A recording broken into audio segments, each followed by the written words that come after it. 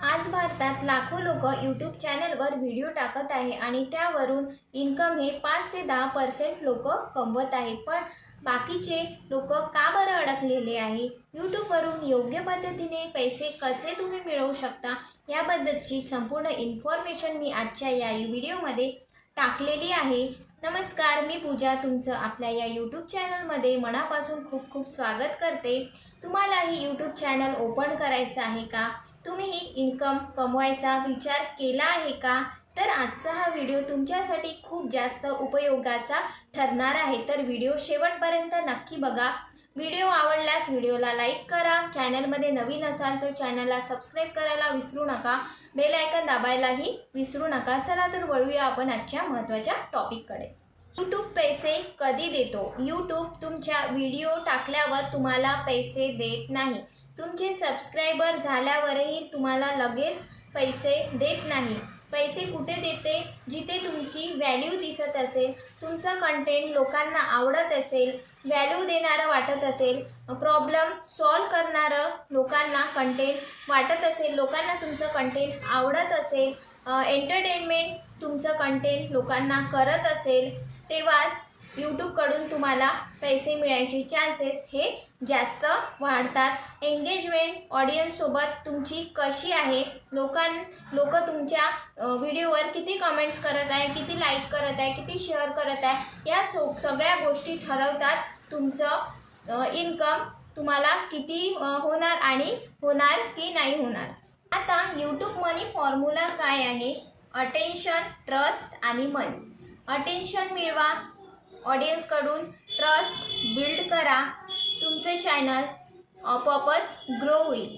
ऑडियन्सचं trust तुम्ही build केलं, trust वाढला, ऑडियन्स कमेंट्स करतील, लाईक करतील आणि तुमचं चॅनल आपोआपच ग्रो होईल. चॅनल आपोआपच ग्रो होईल तर तुम्हाला तुमचं इन्कम हे आपोआपच मिळायला सुरू होईल. तर अशा पद्धतीने तुम्ही तुमचं ऑडियन्ससोबत कनेक्शन पहिले तुमचं बिल्ड करायचं आहे. ओके, आता जर तुम्ही बिगिनर असाल, यूट्यूब चॅनल सुरू करण्याचा विचार करत असाल, तर तुम्हाला तुमचं जे कंटेंट आहे, कॅटेगरी आहे, ते विचार करून सिलेक्ट करायची आहे, जेणेकरून तुम्हाला अर्निंग ही चांगली होईल. तर अशा कोणत्या कॅटेगरी आहे ज्यामधून अर्निंग ही चांगल्यात चांगली होते? एज्युकेशन आहे, कुकिंग आहे, त्यानंतर एंटरटेनमेंट आहे.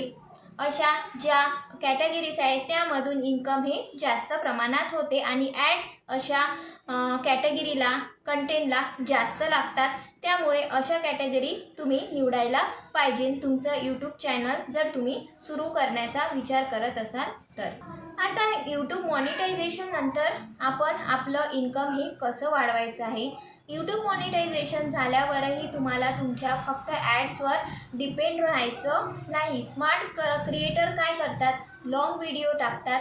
लाँग व्हिडिओसोबत शॉर्ट मिक्स कंटेंटसुद्धा ते त्यांच्या चॅनलवर टाकतात, ज्यांनी ऑडियन्सचा जो ट्रस्ट आहे तो त्यांच्यावरून तुटत नाही. शॉर्ट्स आणि लाँग व्हिडिओ टाकल्याने काय होतं? ऑडियन्स आपल्यापासून तुटत नाही, आपल्यासोबत कनेक्ट राहतं. त्यानंतर ईमेल, टेलिग्राम लिस्ट द्यायची आहे. त्याने काय होणार? तुमचं जे इन्कम आहे ते स्टेबल राहायला मदत होईल. तर तुम्हाला या गोष्टी लक्षात ठेवायचे आहे जर तुम्ही बिगिनर असाल तर. आणि चॅनल हे मॉनिटायझेशन झाल्यावर तुम्हाला या सगळ्या गोष्टी लक्षात ठेवायच्या आहेत.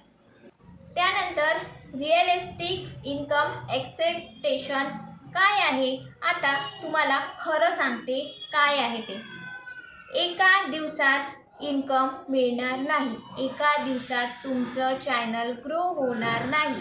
तुमचं चॅनल ग्रो होण्यासाठी तुम्हाला वर्षभर 6 महिने तरी लागेल. रोज तुम्ही 1% जरी ग्रो होत राहाल तर तुमचं वर्षभरात चॅनल हे ग्रो होईल आणि तुमचं आयुष्यसुद्धा यामुळे बदलू शकतं.